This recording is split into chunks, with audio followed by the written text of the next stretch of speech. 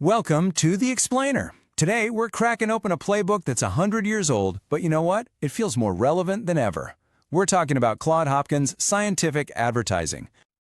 So let's just dive right in with the big question, the one that really defined the whole industry. For the longest time, advertising just felt like a wild guess, right? A shot in the dark based on some clever slogan or a flashy piece of art. But is that really the best way to spend millions of dollars? I mean, think about it. Back in the early 20th century, advertising was one of the most reckless things a business could do. Hopkins put it perfectly. It was like you were sailing without a map, without a compass, and you had no idea if you were headed for treasure or about to crash into a reef. It was a huge gamble, and yeah, most people lost. But then, along comes this one man, Claude Hopkins, and he argues that this whole gamble could be turned into one of the safest, most precise sciences in all of business. He basically declared that the era of just guessing was over.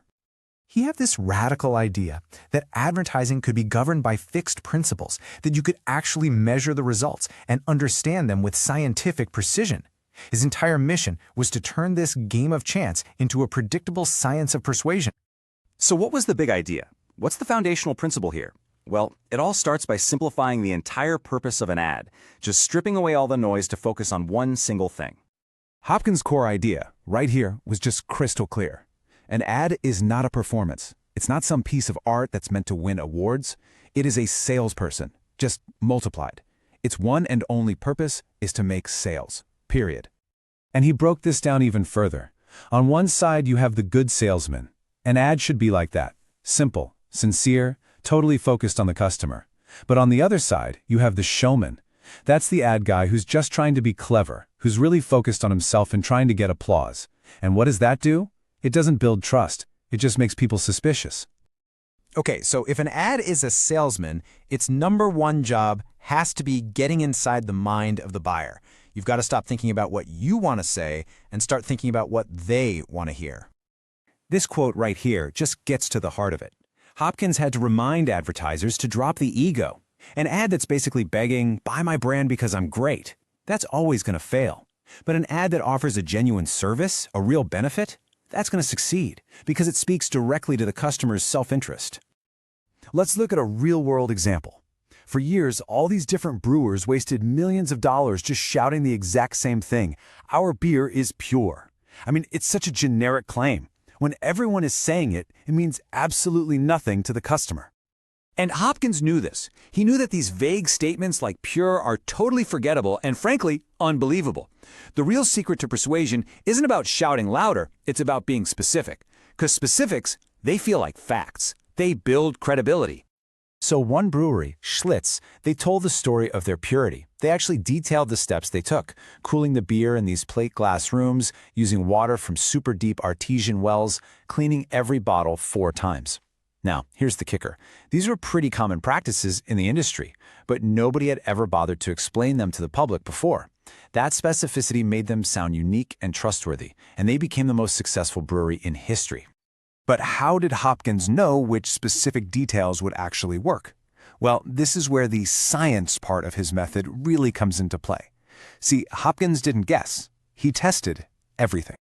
Hopkins saw mail-order ads as a perfect laboratory. By using things like coded ads and keyed coupons, every single response could be traced back to the exact ad that generated it. He could know for a fact which headline, which offer, and which argument was the most effective. And the difference was absolutely staggering. For one product, an ad that some creative mind thought was better cost $14.20 for every single response. Meanwhile, a scientifically tested ad, it cost only 41 cents to get the exact same result. That's not just a little better, that's more than 30 times more effective. He built his whole toolkit just to replace opinions with hard data. He used coded coupons, he compared results in different cities, he offered free samples to gauge interest, and he measured everything, right down to the cost per reply and the cost to get a single new customer. Now, I know this might all sound like ancient history from the age of mail-order catalogs, but believe me, Hopkins' methods are the absolute bedrock of modern digital marketing. Let's take a look at how his ideas translate directly to today. I mean, the parallels here are just striking. What he called keyed coupons to track results, That's exactly what we do today with UTM tracking and A/B testing. His free samples, those are our lead magnets and free trials. His whole method of telling the full story is basically the blueprint for every long-form sales page you've ever seen. His entire system was essentially the birth of the data-driven, direct response marketing that powers the entire internet. The really crucial point here is that while the technology changes human nature, well, it doesn't. And that kind of leaves us with a final thought to chew on. In a world that is obsessed with the next big trend, maybe the biggest advantage you can get comes from looking back at the timeless principles that never, ever change.